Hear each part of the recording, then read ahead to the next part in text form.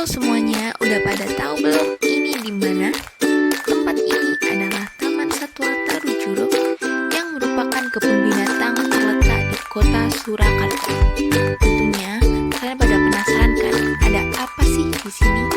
Yuk ikutin terus berita terupdate tentang Taman Satwa Tarujuro Surakarta.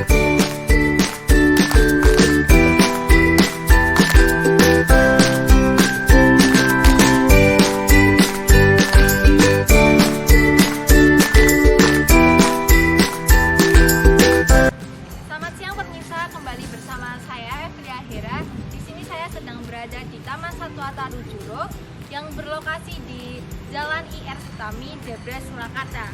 Di mana di siang hari ini kita berkunjung untuk melihat situasi dan kondisi Taman Satwa Tarujuro saat PPKM di Solo berlangsung.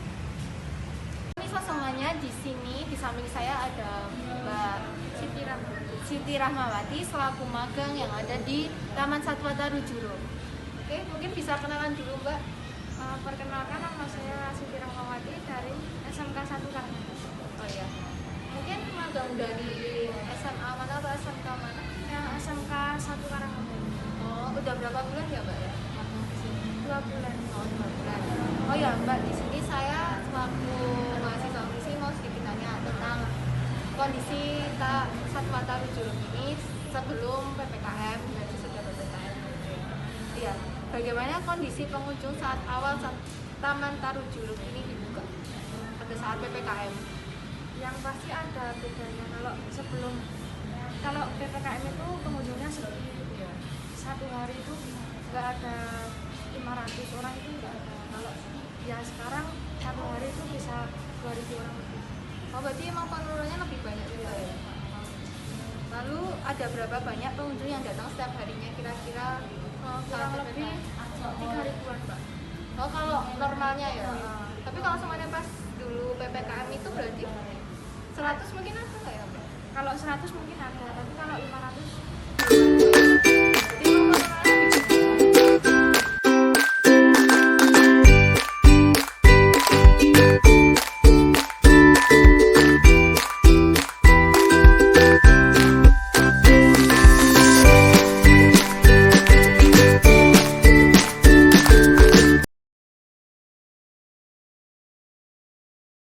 Pemirsa, di samping saya hari ini sudah ada Pak Widi selaku Humas dan Pemasaran di Taman Satwa Tarujuro. Mungkin Bapak bisa perkenalan dulu. Oke, sebelumnya selamat siang kepada seluruhnya dan salam sehat selalu. Saya selaku pemasaran di Taman Satwa Tarujuro ini, kita ada 3 divisi, yaitu ada divisi pemasaran, divisi usaha wisata, sama divisi pelayanan pengunjung. Jadi di sini selain memasarkan apa yang ada di Taman Satwa Tarujuro ini, juga bagaimana dituntut untuk mendapatkan target guna untuk operasional di Taman Satwa Tarujuro, itu tugas kami. Oh ya, kan selama pandemi itu kan pasti berkurang banget pengunjungnya. Iya. Berarti kan pemasukan juga berkurang. Iya. Pak, ya? Nah, itu bagaimana ya Pak ya? Apakah dari pakan untuk hewan itu tuh ya dikurangin atau gimana ya? Kalau untuk pakan hewan kita porsinya tetap, karena kita mengacu aturan yang sudah berlaku. Kita juga diawasi oleh Badan Balai Konservasi atau BKSDA. Maka untuk kesehatan satwa kita prioritaskan. Untuk strategi bagaimana bisa menutup, kemarin kan kita juga ada beberapa donasi satwa, kemudian kita juga jual tiket pre-sale, kemudian kita juga buat kemarin souvenirnya ada beberapa souvenir, salah satunya yang sempat ramai kemarin adalah kita buat masker, kita jual ke masyarakat dengan triknya adalah donasi satwa. Nah, makanya dari penjualan itu kita gunakan untuk pembelian pakan satwa. Tidak terlepas kemungkinan juga ada beberapa donatur yang secara sukarela memberikan dananya atau bantuannya ke kita secara langsung, baik berupa uang maupun berupa bahan pakan untuk satwa yang tentunya sudah kita cek dulu kandungannya, kita cek dulu dari pakan yang diberikan oleh masyarakat. Kalau bagus kita gunakan, kalau itu kurang memenuhi syarat ya mohon maaf kita.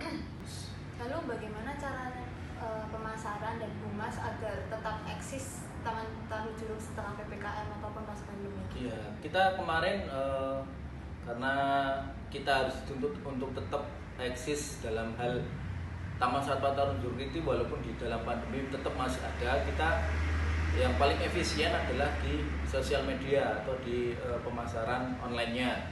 Salah satu perangkat yang kita gunakan adalah di Instagram, Facebook, kemudian juga di website.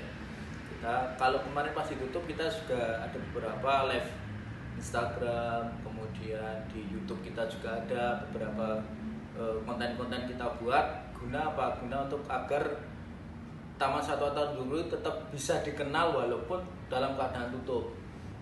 Kemudian kita strategi berikutnya adalah beberapa hal yang kita bisa tawarkan ke mereka, khususnya untuk anak-anak muda yang ingin berkunjung ke sini. Karena ada pembatasan dan sebagainya, biasanya kita nge-rekrut di kampus-kampus. Misalkan ada kegiatan penelitian, kemudian kegiatan sosial di sini. Untuk apa? Untuk membuat branding kita bahwasanya Taman Satwa Tarujuruk ini tetap ada, mereka boleh berkunjung ke sini, tapi tetap dengan prokes. Itu di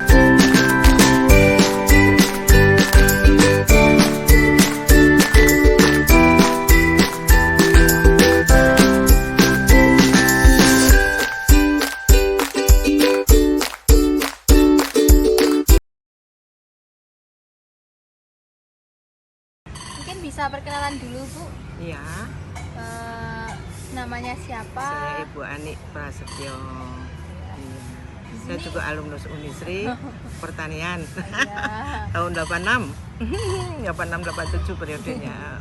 Oh ya, di sini kami mau wawancara tentang bagaimana penjualan Ibu saat PPKM. Kalau PPKM nggak jualan, Bu. Iya, PPKM dan sekarang ini juga. PPKM nggak jualan, libur total hampir 2 tahun, nggih, istilahnya. Iya, terus baru sekitar 2 bulan ini eksis. Ibu udah lama ya jualan di? Udah 97. Oh, 90. Sejak tahun 97. Oh iya. 97 sampai sekarang. Iya. Alhamdulillah. Kalau dulu berarti kan Ibu nggak jualan itu. Berarti pemasukannya juga sedikit ya pas saat Covid itu. Ya saat Covid buka di rumah ada toko, Oh ya. toko kelontong. Jadi yang dirasakan sebelum dan setelah pandemi Covid-19 saat penjualan ini juga dirasakan sama Ibu ya? Ya iyalah. Itu apa aja ya Bu ya? Ya dampaknya ke ekonomi kan. Oh, Iya. sepi ya Bu ya? Ya sepi. Dapat itu sekarang alhamdulillah baru sekitar 2 bulan ini. Disyukurin lah 2 bulan ini kita eksis sudah buka gitu. Waktu di sini dibuka umur 15 tahun ke atas Ibu belum jualan. Kan masih sepi. Iya. Terus turun 12 tahun ke atas juga masih sepi. Jadi itu benar-benar. Nah, sudah terjawab ya pemirsa bahwa Taman Satwa Tarujuruk tetap buka selama pemerintah memberlakukan PPKM level 4. Tentunya dengan protokol kesehatan yang ketat dan pemeliharaan satwa tetap sama. Sekian yang saya sampaikan. Saya Evlia Hera dari Taman Satwa Tarujuruk Surakarta menyampaikan. Sekian dan terima kasih.